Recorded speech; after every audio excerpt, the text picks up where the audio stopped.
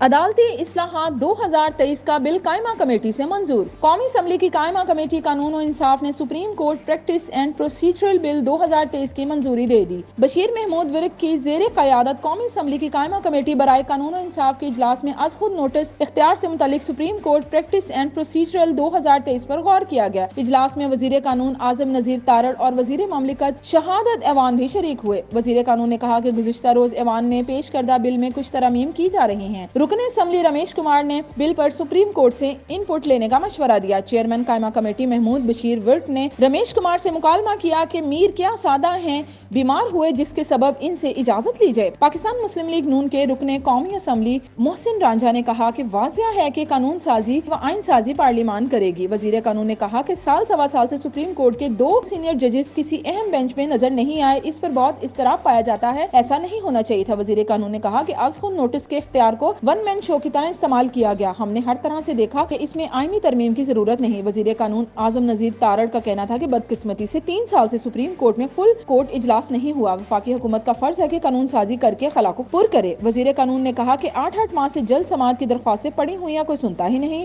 ہم نہیں چاہتے کہ کوئی ایسا قانون بنائے جسے بعد میں چیلنج کیا جا سکے۔ وزیر قانون اعظم نذیر تارڑ نے کہا کہ یہ سٹیک ہولڈرز کا بڑا پرانا مطالبہ تھا جس پر اب قانون سازی کی جا رہی ہے۔ ان کا مزید کہنا تھا کہ از خود نوٹس کے فیصلے کے خلاف اپیل کا حق نہ ہونا بنیادی حقوق کے خلاف ہے، مرضی کے وکیل کی خدمات حاصل کرنا بھی ہر ایک کا حق ہے۔ جب سپریم کورٹ کے اندر بھی آوازیں آئیں تو قانون سازی کا فیصلہ کیا گیا۔